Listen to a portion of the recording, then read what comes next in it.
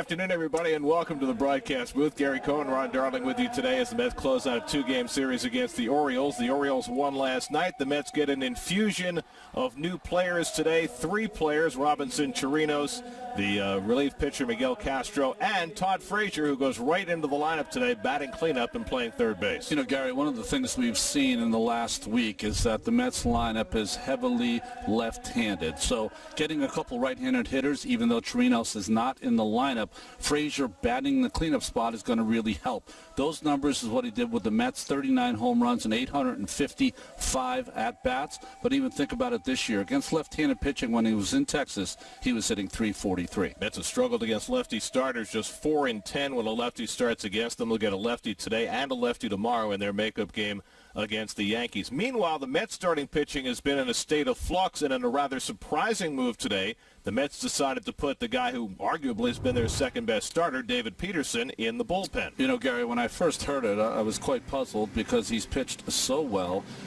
as a starting pitcher. But I think what has happened, because the Mets pitchers have not gone deep enough into games, many starts are 3 and 4 innings, they're going to start piggybacking a starting pitcher with the other starting pitcher just to give them some innings in case, so they won't really ruin their bullpen. So Peterson will be available at long relief today as the Mets try and snap a 5-game losing streak and come home with a split from Baltimore.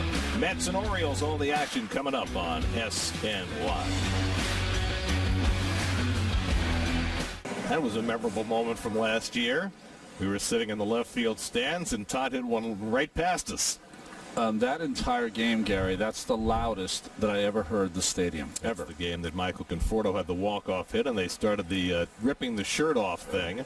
Well, Todd goes right into the lineup against the lefty. He'll bat cleanup. J.D. Davis back in the lineup, but DHing today. Mets going with only 3 left-handed bats, which may be as few as they've had all year. They tried to get more right-handed with the deals they made, and they've accomplished that.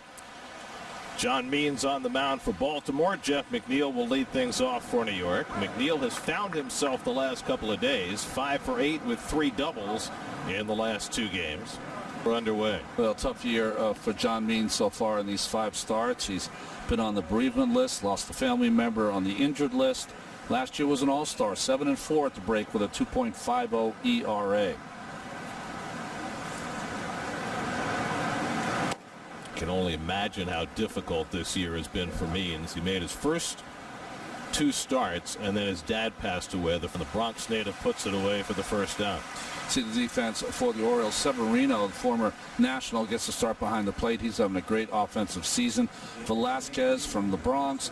Vallejo last night had 4 hits. That was his 4th 4-hit game. Nunez at first base. And in the outfield, the rookie Mountcastle Mullins, who showed us how to bunt in last night's game, and Santander, who's having quite a year.